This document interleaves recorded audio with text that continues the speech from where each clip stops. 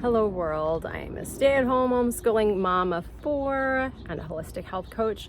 Today started out wonderfully, clear blue sky, a few puffy clouds rolled in, but I would not be deterred. It's pretty nice, right? You agree? So I'm taking advantage of it. And I'm gonna go inside and do a whole house clean later, but right now I'm absorbing some infrared, getting vitamin D, all the good stuff. I was thinking about 5 things that you should make sure your health practitioner or professional, whoever you see, is asking you at the first appointment or checking throughout your course of treatment or as you are their patient. And they are in no specific order: how do you eat? How do you hydrate? How do you sleep? What is your stress level, say, and how do you, we'll call it number 2. I think you know what I mean, without getting too graphic, but these are so important. A lot of times, especially in conventional treatments or the conventional system, let's call it, you just go in for specific. Maybe you're just going in for a general checkup or maybe a specific ailment. And they'll maybe take, a history, they'll take some symptoms, they'll do some vital checks. But the most foundational things are completely not talked about. I mean, how do you build your house? You start at the foundation, you lay the foundation, or you build the basement, however you're doing it. If that is ignored, it's not going to be a great building, is it? It's going to have some issues.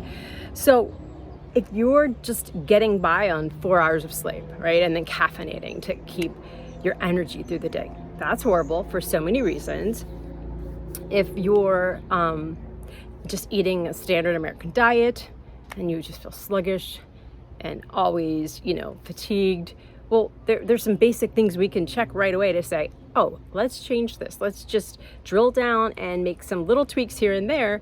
And then in a couple days or so, let's see how you feel, or a couple weeks or months, however long. But the point is, if you're not talking about these very basic facts that should be discussed, you're missing out a lot.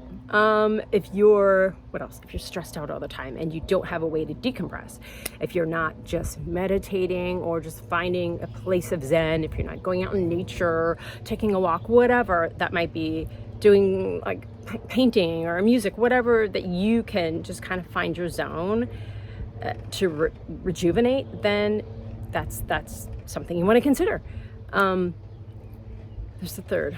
I don't have the list in front of me. So sleep, stress, hydrating. All right, I forgot that right after eating.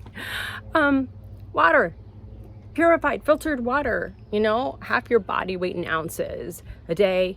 It's like general rule. It depends, if you're exercising more, if it's a very hot day.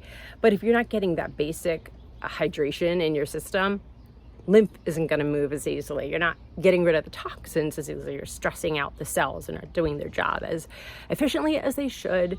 And of course, don't drink a whole bunch when you're eating. You should actually be getting your hydration in between meals, not when you're eating food, for best digestion. And then number 2, you need to get the toxins out of your body. You don't want it sitting there reabsorbing all the junk, right, that your body's trying to get rid of. Do yourself a favor.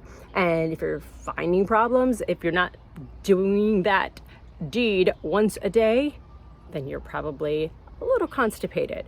Magnesium citrate can work wonders for that. Also figuring out what it is going on that's causing you that, right? Are you just too stressed?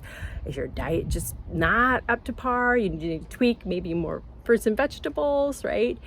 And in natural form, there's always ways to figure out, hey, this isn't ideal. How can I fix it? So those 5 things, if your medical professional isn't asking you about, go out the door and find someone who will. Have a great day.